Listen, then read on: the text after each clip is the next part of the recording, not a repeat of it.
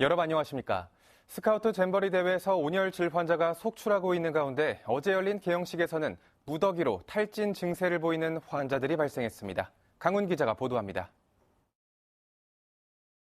세계 스카우트 잼버리 대회 개영식에서 수십 명의 온열 질환자가 발생했습니다. 어제 저녁 10시 30분쯤 개영식 행사에서 스카우트 대원 84명이 쓰러졌고 이 가운데 온열 탈진이 83명, 발목 골절이 1명인 것으로 파악됐습니다. 행사 당시 부안 지역의 기온은 26도 안팎으로 열대야 현상을 보였습니다. 이날 행사장에는 개영식과 불꽃놀이를 보기 위해 수만 명의 인파가 몰렸습니다. 소방당국은 대응 2단계를 발령해 쓰러진 대원들을 이송했고 조직위에 행사 중단을 요청했습니다. 경찰 또한 야영장 주변 부안, 고창, 김제, 정읍에 모든 경찰력을 동원하는 가포 비상을 내려 대응했습니다. 조직위는 오늘 오전 브리핑을 열어 피해 상황을 설명할 계획입니다. 대회 전부터 온열 질환을 걱정하는 목소리가 빗발친 가운데 관련 질환자가 무더기로 발생하며 정상 운영 여부에 관한 우려의 목소리도 커지고 있습니다. JTB 뉴스 강훈입니다. 지구촌 청소년들의 축제인 스카우트 잼버리 대회는 4년에 한 번 열리는 국제 행사입니다. 국내에서 두 번째로 열리고 있는 새만금 잼버리는 역대 최대 규모인데요. 세계 미래 세대의 주역들이 전북을 기억하게 된다는 점에서 큰 의미가 있습니다. 이정민 기자입니다.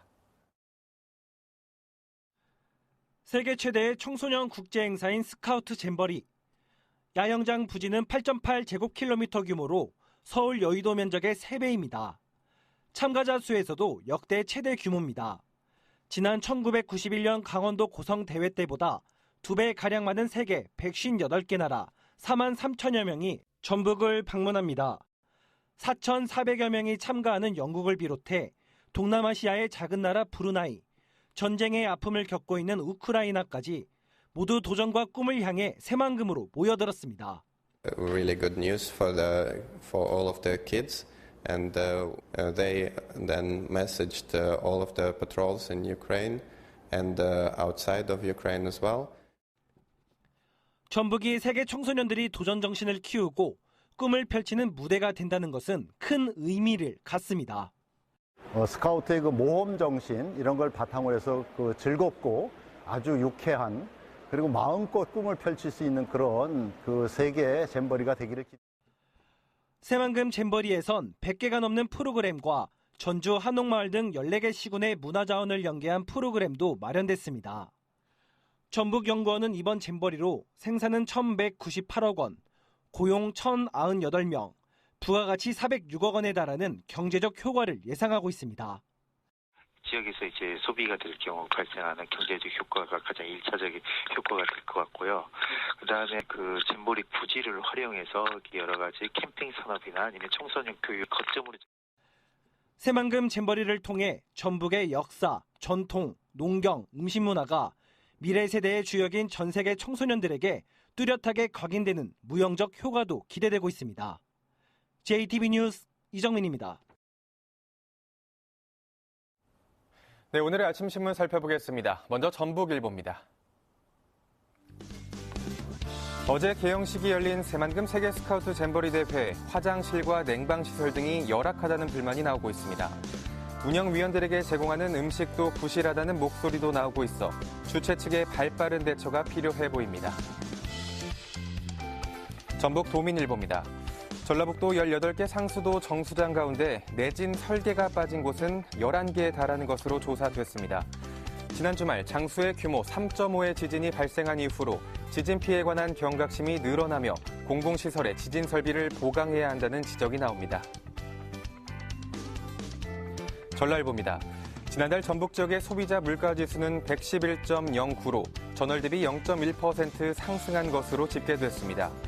재작년 7월 이후로 최저치를 기록했는데 다음 달부터는 집중호우로 인한 농산물 가격 상승으로 지수가 악화될 것이라는 전망도 나옵니다. 마지막으로 매일경제입니다. 집중호우로 인해 지난 한 달 새 상추 가격은 80%, 시금치는 65%가 올랐습니다. 특히 상추의 경우 농가 피해가 473헥타르에 달해서 100g당 평균 소매 가격은 2,475원으로 같은 무게의 삼겹살과 100원 정도밖에 차이가 나지 않는 것으로 파악됐습니다. 지금까지 아침 신문 살펴봤습니다. 전북을 넘어 국내외 스포츠사의 한 페이지를 장식했던 지역 체육인들이 체육박물관 건립을 위해서 자신의 소장품을 기증하고 있습니다. 이번에는 1980년대 야구계를 주름잡았던 김봉현과 김성한 그리고 김일권 등 전설 3인방이 현역 시절 자신들의 땀이 배어있는 용품을 전북체육회에 전달했습니다. 변한영 기자가 보도합니다. 지난 1972년 황금사자기 고교 야구대회. 군산상고는 9회 말 극적인 뒤집기로 우승해 역전의 명수라는 빛나는 이름을 얻고 야구 명가로 우뚝 섰습니다. 당시 주역들이자 1982년 프로야구 원년 멤버로 이제는 전설이 된 김봉현, 김성한, 김일권 씨가 한자리에 모였습니다. 해태 타이거즈 선수로 프로야구 첫해 홈런왕과 타점왕, 도루왕을 차지했던 이들은 당시 입었던 유니폼과 용품을 전북체육회에 기증했습니다. 스포츠를 좋아하시는 분들이 더욱 성실하게 열심히 적극적으로 뛰게 되면은 이 전주뿐만 아니라 전라북도가 더 환한 모습으로 성장할 수 있다고 봅니다. 해태 타이거즈에서 전성기를 불태웠던 이들은 어느새 40년 가까이 지났지만 고향인 전라북도에서 치렀던 명승부는 마치 어제 일처럼 기억하고 있습니다. 86년도에 3관왕을 할 때 전주에서 롯데하고 더블헤더를 했는데 거기서 연타수 홈런 쳐가지고 23개로 그때 홈런왕을 한번. 야구 전설들은 전북의 체육박물관이 건립되면 현재 한국야구위원회에서 보관 중인 자신들의 기념품도 추가로 가져오겠다고 약속했습니다. 우리 전라북도에서 이런 그 박물관이 생기면은 KBO에 요구를 해서 다시 제 모든 것을 다시 전라북도 쪽에 전부 다 기증하는 걸로 이렇게 생각을 좀 하고 있습니다. 전북이 배출한 체육 영웅들의 적극적인 동참에 현재 전북체육회가 보관하고 있는 관련 물품은 1,700여 점. 화려했던 전북체육사의 위상과 영광에 걸맞는 체육박물관의 건립의 필요성이 높아지고 있습니다. JTB 뉴스 변한영입니다. 일손이 부족한 농번기에 농가들의 인건비 부담을 덜어주기 위해서 고창군이 적정 인건비 운영 조례를 제정했습니다. 순창군이 유명 유튜버와 함께 특화 음식 홍보 영상을 만들었습니다. 하원호 기자입니다. 일손이 부족한 농번기, 사람을 구하기도 어렵지만 인건비는 천정부지로 치솟습니다. 고창군이 농가의 인건비 부담을 덜어주기 위해 전국에서 처음으로 적정 인건비 운영 조례를 만들었습니다. 인건비 심의위원회를 설치해 적정 인건비를 책정하고 농가와 직업소개소가 따르도록 유도할 계획입니다. 인건비 안정화로 외국인 계절 근로자들의 지속적인 고용이 정착될 수 있기를 바라며 지역 농업인과 외국인 근로자들이 상생할 수 있는 남원 백두대간 생태교육장이 여름방학을 맞아 생태계를 어지럽히는 외래생물 특별 기획전을 마련했습니다. 이번 전시회에서는 우리나라 생태계를 교란하는 생물과 해외를 습격한 토종생물 등 40여 종 500여 개체의 동식물을 살펴볼 수 있습니다. 많은 사람들이 이번 전시를 통해서 침입 외래생물에 대한 경각심과 생물자원의 중요성에 대해서 많이 알아갔으면 좋겠습니다. 지역 특화 음식으로 고추장 불고기를 개발한 순창군이 먹방 유튜버인 찌양과 함께 홍보 영상을 제작했습니다. 순창군은 고추장 불고기 외에도 지역의 음식점과 함께 특산품을 활용한 다양한 특화 음식을 개발해 나갈 계획입니다. 임실의 대표 농산물인 홍고추 수매가 시작됐습니다. 임실군은 올해 740개 농가를 대상으로 다음 달 27일까지 홍고추 1,450톤을 수매하고 1kg당 200원씩 생산 장려금을 지급할 계획입니다. JTB 뉴스 하원호입니다.